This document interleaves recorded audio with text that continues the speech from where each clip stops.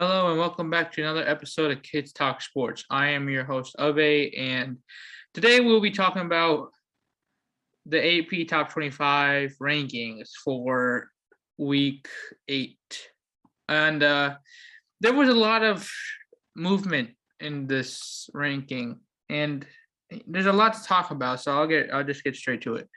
At number 1, we have Georgia, and it has 63 first place votes, and that's nobody else had any.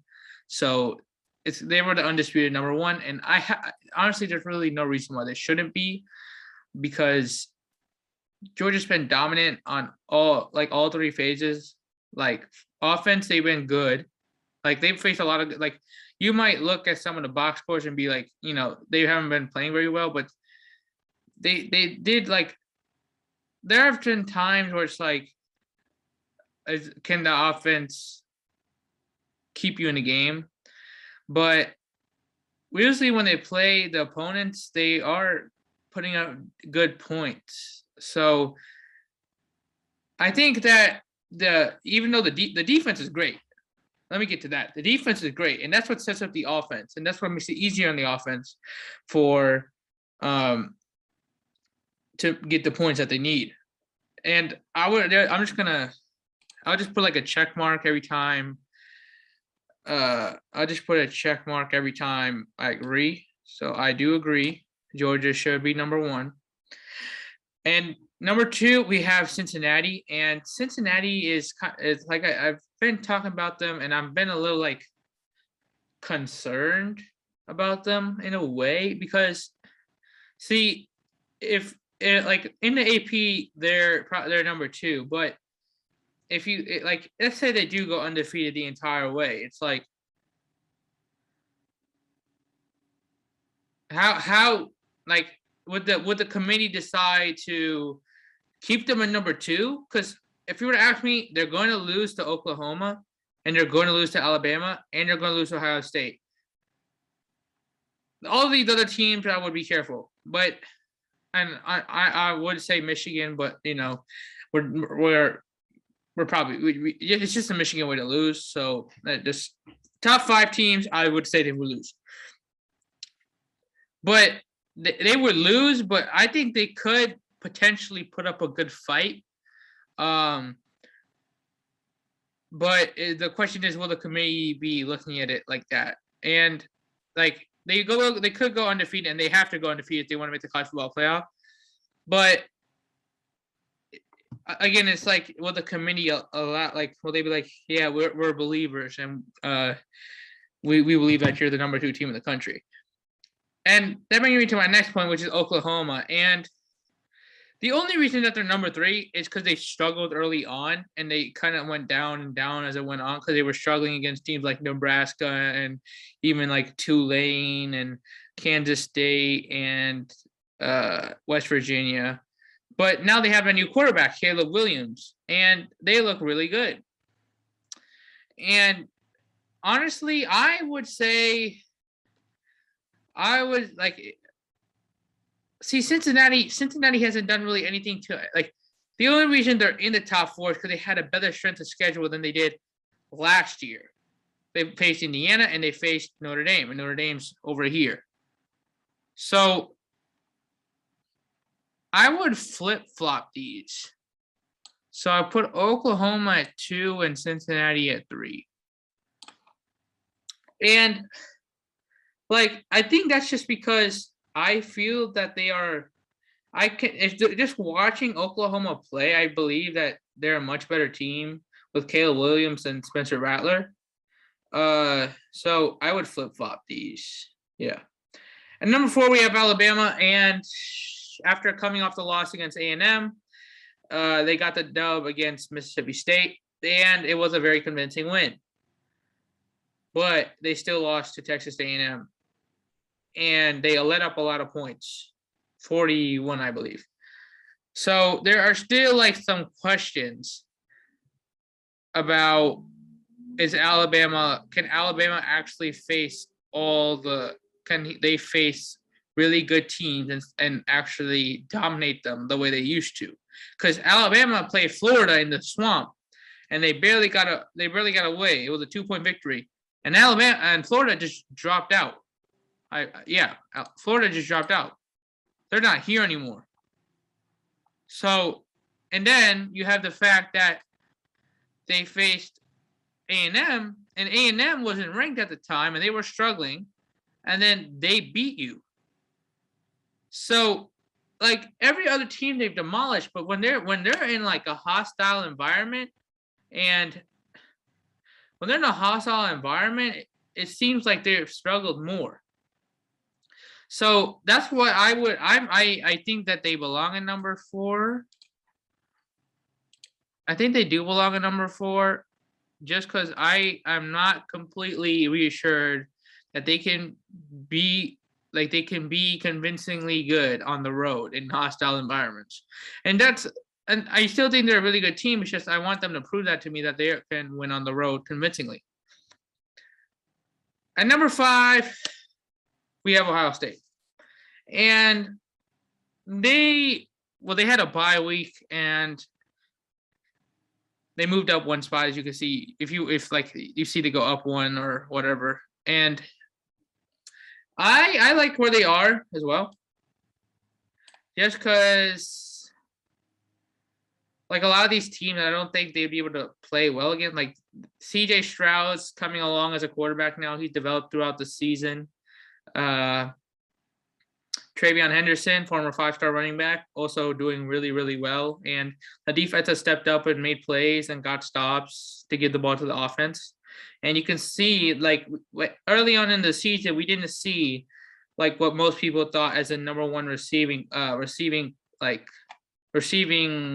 unit in the college football. And we can see that coming along now with Chris Olave and Garrett Wilson. And I think that from Ohio State till, like, real playoff contenders that I know can make it, stops, like, it's from 1 through 5, because there's still a lot of questions about every other team that's on here. So yeah, so I think all these 5 are fine, but just because I believe that they are real playoff contenders, and I like their spots. And that's all. That's basically all I want to say. At number 6, we have Michigan, and Michigan is one of the more, I'm trying my best not to be biased here, but they're one of the most interesting teams in college football, because they're 6-0. They've been doing their job. They've been winning games, but they haven't really played anybody. And we thought Washington was going to be a good opponent at the beginning of the season, but they ended up being really bad. And we also thought that Wisconsin would end up being a good team, but they ended up being really bad. And then we thought that, well, we didn't really think we never really thought Nebraska would be good, but we thought it was a trap game. And it almost was. We almost lost, but we ended up getting the win. And, like, the things that concern me are, can McNamara play consistently every single game, or can he just do this? Like, Shea Patterson, if we really think about it, for people who don't know, he was a quarterback from 2018 to 2019. And he always played really, really good against the teams that were, like, on the lower end of teams. But he struggled mightily against really good teams. And that's why everybody's raving about, if Michigan beats Northwestern this upcoming week, then it'll be a head-on-head showdown rivalry game. If we win, most likely top 10 matchup, and it will be in East Lansing. And that's going to be our really first true test. And that's what everybody wants to see. So another thing that concerns me is that Rutgers game, because we demolished them in the first half, but then they ended up coming back in the second half, and they almost ended up getting the win. And I think we believe it was 20-13, I think. And Rutgers has been demolished by a lot of teams. Like, I think they lost to Ohio State I think, and they lost to Northwestern, and Northwestern's not that good. And there's like a lot of teams have been demolishing them. So that's one thing that concerns me. The other thing that concerns me is Nebraska, the Nebraska game, because I mean it was impressive because it was in a hostile environment against a really upset-minded Nebraska team. But Nebraska just last week lost to Minnesota, and I don't know if Minnesota is that good. So I think this is the right spot for Michigan, but just because Penn State is, we don't know what's going to happen with Sean Clifford, him getting injured in the Iowa game. Oklahoma State, I'm not a true believer in them yet. Michigan State's kind of in the same situation we are. Oregon, just like all these teams is like we're like, I think I would be more confident in Michigan than any of these other teams. So that's why they're ranked higher. At 7, we have Penn State. And see, back to what I was saying about Sean Clifford, like that, I don't know who their backup quarterback is, but I heard he was a really good recruit or something. But that only matters if you can play good in an actual football game of college football. And that Iowa defense is legit. But it was really he really struggled in that game. And I don't know what the status is on Sean Clifford because I haven't been keeping up with that, which I really should. But if he's not coming back, Penn State's in trouble. Because I don't know who they played this week, but the week after they play Ohio State. And if Sean Clifford's not there, because he's the most experienced quarterback on their quarterback depth chart. He's that's good and has the experience. And the offense has just been more smooth and comfortable with him. And if even though that Iowa was a good defense for that quarterback, that pro style quarterback, I forgot his name, but he was like a freshman or something. And all they had to do was blitz him. They literally blitzed 8 people and they still couldn't do anything. I don't know, 8 people is a lot, but I felt a little concerned for Penn State because it seemed like he was struggling mightily bad. And maybe you can turn that into a positive thing and say, yeah, he's gonna try to get better, which he might. But it's just that quarterback position is what ultimately brings them 7. And I think I don't know if I would agree with. I think you might put Oklahoma State above Penn State just because of that injury. If Penn State was healthy and Sean Clifford was healthy and he wasn't injured, and I would keep it how it is, and I might even put Penn State above Michigan. But that's not what's happening. So I would flip-flop these. So I would put Oklahoma State above Penn State. And the reason I would put Oklahoma State above Penn State is just because I've seen more from them. Well, actually, no, that's a lie. They did beat Texas. And Texas, I think, is a good team. They just need to get some things straight. But other than that, they're a really good team. Texas is. But I think it's just that I think everything around with Penn State's offense relies on Sean Clifford, and since Sean Clifford's not there, I would just put Oklahoma State above Penn State. But if both teams were healthy, like I said, I would put Penn State even at 6, and they don't even have to stay at 7; they could go up to 6.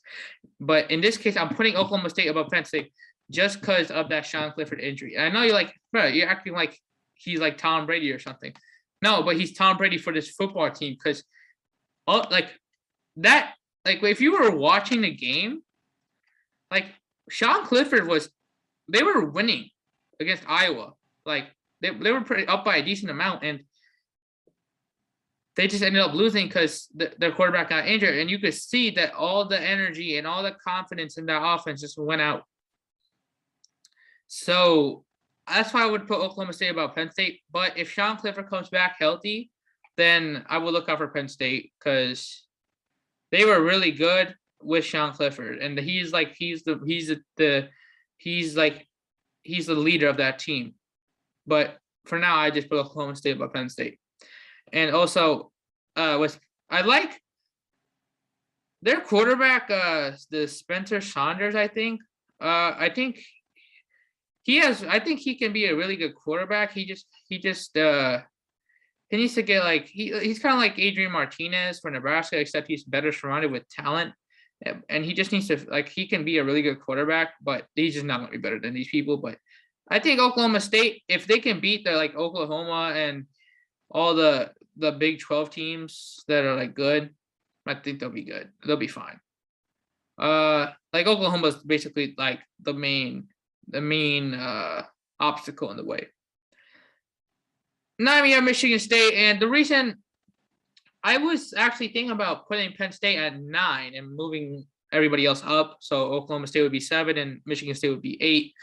But like I said earlier, Michigan State is kind of in the same boat as Michigan, because their quarterback, we've seen, I think it's that Peyton Thorne. I haven't been keeping up with Michigan State but I really should because they're our rivals. But I've heard he's done good in some games, but again, it's like, what will he do against a real defense and a real competition? And like, the run games for Michigan and Michigan State are similar. Well, Michigan has 2 running backs that are like that. They have a good, nice 1-2 combo with Hassan Haskins and Blake Corum, and even Donovan Edwards. But Michigan State just has 1 running back, Kenneth Walker, and from what I've read in articles and looking at stats, I mean, he's pretty good too. But neither team have played anybody good, and Indiana, they struggled against Indiana. Let me get that straight. Indiana did not have Michael Penix. That's their starting quarterback, and they almost lost the backup quarterback. They only scored 20 points. And I think that defense is good. I like Michigan State's defense, but their offense is like, but I was getting more comfortable with them being a contender until that Indiana game. I mean, they beat Miami. Miami is not ranked anymore. They were ranked like 14 at the beginning of the season, but now they're not ranked anymore. And everybody else they played is not that good either. So I would just keep them at 9. It's kind of like, the thing with Michigan is we've seen more. They just had better bad competition. Like Nebraska and Wisconsin, they beat them on the road, and they're like, it was just more impressive the way they did it, because those are 2 really hostile environments, and it's like you can see the resilience and like the energy from the team. And Michigan State's like, are we sure about this? So I would just keep them at 9. Yeah, I would keep them at 9. I like them at 9. But if they beat Michigan, which obviously I don't hope they do that, but if they beat Michigan, I would be a true believer, actually it would depend on how they beat us. But if Michigan State can beat Michigan, which is very possible, because it's in East Lansing, that might shake up the rankings a little bit. It would just add more confusion. So Michigan State is one of the more dark horses here. You should just keep an eye on them, because if they beat Michigan, Michigan State's gonna like. Michigan State is the hill they get over. If they can get over Michigan, then there's gonna be a lot of energy on that team. There's gonna be a lot of enthusiasm. There's gonna be more confidence, and they're gonna be a dangerous team. We just need to see something from them to prove that they are a legit top 10 team and a possible playoff contender. At 10, we have Oregon, and Oregon is like, see, I would put Iowa above Oregon, but they lost to Purdue, and Purdue is like, and they lost at home too. So I don't know. I guess we keep them. Actually, here's what I would do. I'm putting Iowa here, Oregon here, and Ole Miss over here.